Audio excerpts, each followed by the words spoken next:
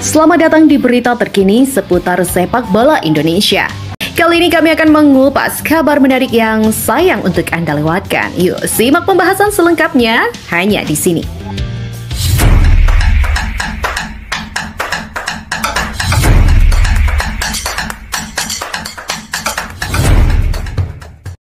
Upaya PSSI untuk menciptakan sejarah besar lolos ke Piala Dunia belum akan terhenti sampai kapanpun.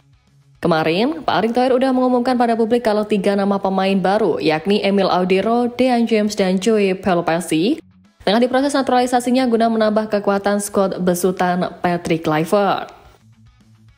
Para pecinta sepak bola tanah air tentunya berharap penambahan pemain ini bisa berdampak positif pada debut Patrick Kluivert di lanjutan babak ketiga nanti. Seperti yang kita tahu, Joey Pelopessy tampil untuk Lommel SK di kasta kedua Liga Belgia. Pemain berdarah Maluku tersebut bisa bermain sebagai bek tengah, gelandang bertahan, dan juga gelandang tengah. Sementara itu, Dean James bermain untuk Go Ahead Eagles di kasta tertinggi Liga Belanda dan bisa bermain di pos bek kiri ataupun penyerang sayap kiri. Dan untuk Emil Audero kini tampil bersama Palermo di kasta kedua Liga Italia. Penjaga gawang berusia 28 tahun tersebut punya segudang pengalaman di klub besar Liga Italia seperti Juventus, Inter Milan, Sampdoria, hingga Como. Secara matematis, PSSI hanya memiliki 2 pekan untuk menyelesaikan proses naturalisasi dan alih federasi dari ketiganya. Tentu mengingat adanya deadline yang telah ditentukan oleh AFC untuk pengumpulan berkas pendaftaran skuad sebelum melawan Australia di Sydney pada 20 Maret mendatang.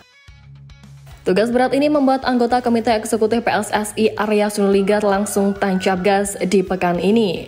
Dirinya berharap agar persyaratan dapat diselesaikan secepatnya dan juga optimistis bisa menyelesaikan proses naturalisasi tepat waktu. Nah, di tengah percepatan naturalisasi 3 pemain baru yang dilakukan oleh PSSI, 1 nama pemain keturunan yang digadang bakal segera merapat ke timnas yakni Mauro Zylstra, juga jadi ikut mendesak Federasi Tanah Air untuk menyelesaikan proses naturalisasinya. Mauro Zylstra memang menjadi salah satu pemain keturunan asal Belanda yang masuk proyek PSSI untuk bisa membela timnas Indonesia. Bahkan berkas naturalisasi dari Mauro sudah masuk ke PSSI dan tinggal menunggu proses selanjutnya untuk dinaturalisasi. Namun, proses dari penyerang FC Volendam di Liga Belanda itu ditunda karena timnas Indonesia U23 tidak punya agenda dalam waktu dekat. Selain itu, PSSI saat ini juga sedang fokus untuk mempersiapkan timnas Indonesia yang kurang dari sebulan lagi bakal kembali berlaga di putaran ketiga kualifikasi Piala Dunia. Karena inilah dia pun belum mengetahui kapan proses naturalisasinya akan rampung, namun yang pasti dia masih akan tetap menunggu panggilan tersebut. Jadi sekarang masih menunggu dan ngobrol dengan Fardi juga untuk bertanya dengan tepat bagaimana dengan prosesku. Yang aku tahu mereka menginginkan aku. Memang juga menyoal keinginan Mauro untuk membela timnas Indonesia dalam waktu dekat, keinginan tersebut tampaknya belum akan terwujud. Anggota Exco PSSI Arya Sinulinga sempat memberikan kabar soal proses naturalisasi dari Mauro Zylstra dan menyebut kalau proses sang pemain belum diprioritaskan untuk saat ini.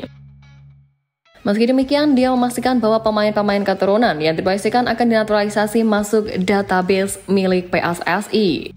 Jika memang tim pelatih timnas Indonesia membutuhkan, pihaknya akan merekomendasikan nama untuk dipilih dan juga diproses. Ya, jika berbicara soal prioritas, PSSI saat ini memang tengah berfokus pada penguatan skuad Garuda Senior guna menembus Piala Dunia 2026. Penambahan amunisi lewat pemain naturalisasi dilakukan agar pelatih Patrick Kluivert lebih banyak memiliki pilihan, di mana 3 pemain yang tengah diproses yakni Emil Audero, Joey Pelopessy, dan Dean James diharapkan bisa tampil di pertandingan timnas Indonesia melawan Australia dan Bahrain setelah terakhir oleh Romani resmi dinaturalisasi. Selain ketiga nama itu, PSSI pun sebenarnya sempat mencoba untuk menaturalisasi gelandang Royal Antwerp Jairo Riedewald. Menjadi nama pertama yang disebut oleh Coach Patrick di awal kedatangannya. Akan tetapi naturalisasi dari pemain berusia 28 tahun tersebut kemungkinan mengalami penundaan. Pak Menpora Dito mengatakan ada masalah dari dokumen yang membuat keinginan Jairo berseragam tim merah putih harus tertunda. Untuk Jairo, Pak Erick menyampaikan bahwa paperwork ada yang belum bisa. Daripada bisa bermasalah di kemudian hari, jadi memang diputuskan tidak diproses dahulu. Dari kondisi ini, bisa kita lihat bahwa PSSI menilik prioritas dan rela mengesampingkan naturalisasi dari Jairo Dewal demi pemain lainnya. Karena kendala itu pun, Jairo dipastikan belum bisa bermain saat menghadapi Australia dan Bahrain pada Maret mendatang. Selain itu pun, dia juga belum bisa diturunkan saat menghadapi Cina dan Jepang pada bulan Juni nanti. Yap, tapi meski demikian, upaya PSSI ini tetap patut diapresiasi. Apalagi mengingat proses naturalisasi merupakan proses yang tak bisa asal-asalan dan memerlukan banyak hal yang sesuai dengan aturan. Kehadiran banyak amunisi tambahan juga kian membuat laga ini amat dinantikan oleh masyarakat tanah air. Satu persatu kebutuhan timnas terkait hal teknis maupun non-teknis sejauh ini mulai terpenuhi. Mulai dari tim pelatih hingga staf lain di beberapa sektor, termasuk Jordi Cruyff yang baru saja ditunjuk sebagai technical advisor, menjadi upaya nyata PSSI untuk menembus level tertinggi sepak bola dunia. Nah, Pak Edi juga udah menjabarkan kalau tugas utama dari Jordi yakni membantu memberikan masukan secara teknis dan coba mengembangkan filosofi sepak bola di Indonesia, termasuk membantu mencari dirtek untuk Indonesia. Kemudian, di luar dari tugas-tugas yang nantinya akan diemban, pastilah bergabungnya sosok yang berpengalaman serta punya bapak seorang legend besar di sepak bola ini akan membuat Indonesia mendapatkan banyak keuntungan. Keuntungan yang pertama tentu soal pengalaman internasional, di mana diketahui Jordi memiliki rekam jejak di berbagai klub dan juga tim nasional. Maka dari itu, ia dianggap akan membawa perspektif global yang bisa meningkatkan kualitas dari sepak bola tanah air secara umum. Selain itu, saat di Maccabi Tel Aviv, ia berhasil membawa klub meraih 3 gelar Liga Premier Israel berturut-turut dari 2012 hingga 2015, serta berpartisipasi reguler di kompetisi Eropa seperti Liga Eropa dan Liga Champions. Kemudian yang kedua, soal filosofi sepak bola modern sebagai putra dari Johan Cruyff. Sudah pasti ia mewarisi filosofi sepak bola menyerang dan atraktif, atau yang bisa kita kenal dengan istilah total football, yang mana itu sejalan dengan apa yang ingin Pak Arik tanamkan untuk sepak bola Indonesia ke depannya.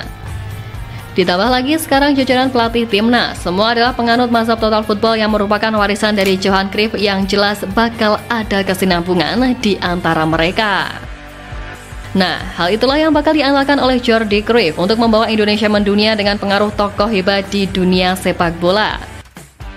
Ayahnya sendiri, Johan Cruyff, serta Sir Alex Ferguson dalam karir kepelatihannya, yang mengakui bahwa dua tokoh sepak bola tersebut menjadi inspirasinya dalam dunia kepelatihan. Bagi Jordi, keduanya sangat sejalan dalam menunjukkan pemecahan masalah dan mampu membuatnya mempelajari hal-hal untuk mengambil keputusan di pinggir lapangan. Mereka menunjukkan kepada saya bahwa Anda tidak selalu bisa menyelesaikan dua masalah dengan cara yang sama. Anda harus membedakan antara pemain yang satu dengan yang lain, dari ego yang satu dengan yang lain, karena setiap orang merespon dengan cara yang berbeda. Kata Jordi Cruyff. Yap, dengan jaringan dan juga pengalamannya, Jordi diharapkan dapat membantu meningkatkan kualitas bakat-bakat muda melalui program pelatihan yang terstruktur dan efektif. Walaupun pastinya itu nggak akan mudah, karena Indonesia adalah negara yang sangat luas, sehingga butuh effort lebih untuk menyaring bakat-bakat muda terbaik di tiap daerah nantinya. Tapi selain itu, soal pengembangan infrastruktur sepak bola selama masa jabatannya di AEK Larnaca, pria berusia 51 tahun itu berhasil membantu klub mencapai babak grup Liga Eropa. Tentu saja itu adalah prestasi bersejarah bagi klub dan sepak bola Siprus. Pengalaman ini pada akhirnya menunjukkan soal kemampuannya dalam membangun infrastruktur dan program yang efektif, di mana ini dapat diterapkan untuk meningkatkan fasilitas dan program pelatihan di Indonesia. Lebih lanjut, jika menilik soal adaptasi dan fleksibilitas budaya, Jordi Cruyff telah bekerja di berbagai negara dengan budaya sepak bola yang berbeda. Tentu saja pengalaman ini membuktikan kemampuannya untuk beradaptasi dengan lingkungan baru dan memahami dinamika lokal. Jelas, itu adalah sesuatu yang sangat penting untuk mengembangkan strategi yang sesuai dengan konteks sepak bola di Indonesia yang kita tahu seperti apa. Karena itulah ditunjuknya Jordi ini juga diimbangi dengan naturalisasi kilat 3 pemain baru yang bakal dirampungkan tepat waktu nanti. 10 Maret 2025 merupakan batas akhir PSSI menyodorkan nama-nama pemain untuk menghadapi Australia. Menpora Dito menyampaikan pihaknya telah menerima berkas 3 pemain keturunan itu dari PSSI pada Selasa 25 Februari dan sudah diproses oleh Kemenpora, sehingga diharapkan bakal cepat diproses oleh DPR RI. Menpora Dito meyakini proses Emil Audero dan kolega bakal rampung tepat waktu, apalagi dirinya mengatakan saat ini akan berkunjung ke DPR. Kemudian terkait proses pengambilan sumpah WNI 3 calon pemain keturunan itu, Menpora Dito hanya bisa memastikan kalau sumpah akan dilakukan di luar negeri. Untuk lokasinya dia tidak mengetahui karena itu adalah ranah dari Kemenkumham. Ya, ini memang di timeline kami bersama Pak Erik sudah bikin rancangannya. Kalau dilihat harus keburu, saat ini saya mau ke DPR. Mungkin seperti itu, untuk lokasi akan dilakukan Kemenkum. Terang Menpora Dito. Kurang dari 1 bulan lagi, pelatih Timnas Indonesia Coach Patrick Kluivert tengah gencar-gencarnya melakukan berbagai persiapan, riset, dan mengatur strategi guna melanjutkan perjuangan tim Garuda di babak ketiga kualifikasi Piala Dunia. Sebelum laga di tanggal 20 Maret nanti, Coach Patrick dipastikan mendapat tambahan amunisi baru setelah Ole Romani resmi dinaturalisasi. Ole Romani akan menjadi opsi bagi pelatih asal Belanda tersebut di lini serang yang selama ini menjadi sorotan dari banyak pihak. Selain itu, Indonesia pun berpotensi mendapatkan tambahan pemain naturalisasi baru yaitu Emil Audero Mulyadi, Dean James, dan juga Joey Pelupessy. Ketiga pemain ini saat ini tengah menjalani proses naturalisasi dan diharapkan bisa turun berlaga saat lawan Australia serta Bahrain nanti. Dan di tengah merapatnya amunisi tambahan akan tetapi Coach Patrick Kluivert juga dipusingkan karena bakal kehilangan 2 pemain pentingnya yakni Ragnar Oratmangun dan Justin Hubner. Ragnar Oratmangun yang kini bermain bersama FC Vidender di Eropa absen karena harus menjalani hukuman akumulasi kartu kuning. Sementara Justin Hubner dipastikan absen lantaran mendapatkan kartu merah di pertandingan sebelumnya kontra Arab Saudi. Tapi meski begitu, dengan rencana Coach Patrick memanggil 27 pemain guna melawan Australia dan juga Bahrain, PSSI akan tetap membawa Ragnar Oratmangun saat Timnas Indonesia menghadapi Australia meski dilarang FIFA untuk bermain. Anggota Esko PSSI RS Sunulingga mengungkapkan alasan penyerang 27 tahun itu dibawa agar kondisinya tetap terjaga. Manajer Timnas Indonesia Pak Sumarji pun mengungkapkan ada beberapa pemain kejutan yang rencananya bakal dipanggil, tapi Pak Sumarji tidak menyebutkan nama yang masuk rencana dari Patrick Kluivert di Timnas Indonesia. 3 pemain keturunan baru yang diproyeksi memperkuat Timnas Indonesia di bulan Maret memang dilakukan mengingat naturalisasi dari Jairo Riedewald, pemain yang disebut oleh Coach Patrick di awal kedatangannya sedikit terhambat karena masalah pemberkasan. Dan karena itu, kehadiran 3 nama baru pemain grade A tersebut memunculkan prediksi formasi skuad Garuda di era baru nanti. Tentu dengan formasi 4-3-3, posisi penjaga gawang tidak akan berubah dengan Marten Pas sebagai pilihan utama dari Patrick Kluivert. Marten Pas dinilai lebih layak karena telah memiliki pengalaman bermain bersama Timnas Indonesia ketimbang Emil Audero. Selanjutnya, posisi 4 bek sejajar akan diisi oleh Kevin Dykes, Misil Gers, Jay Izes, dan Kelvin Verdong. Dean James yang memiliki posisi sama dengan Kelvin Verdong bisa bergantian sesuai dengan kebutuhan strategi dari Coach Patrick. Sementara di lini tengah, kehadiran Joey Pelupessy akan membuat Tom Hai dan Ivar Jenner memiliki rekan baru, di mana Ivar dan Joey akan bermain menjadi gelandang bertahan, sedangkan Tom Hai fokus untuk membantu penyerangan. Selanjutnya di trio lini serang Garuda bakal diisi oleh Ragnar Oratmangun, Ole Romani, dan juga Marcelino Ferdinand.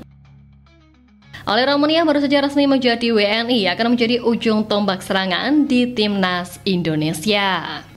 Kemudian lebih lanjut berbicara soal kehadiran para pemain baru, nama Dean James menjadi sosok yang begitu mencuat setelah media Belanda Football Premier menanyakan langsung kepada sang pemain mengenai kesiapannya membela Timnas Indonesia. Dukungan dari supporter Garuda melalui media sosial menjadi salah satu faktor yang membuat James mulai mempertimbangkan kemungkinan untuk bergabung dengan skuad Merah Putih. Dalam wawancaranya pun, Dean James mengakui bahwa faktor utama yang membuat ia semakin tertarik membela skuad Garuda adalah kehadiran dari pelatih Patrick Kluivert.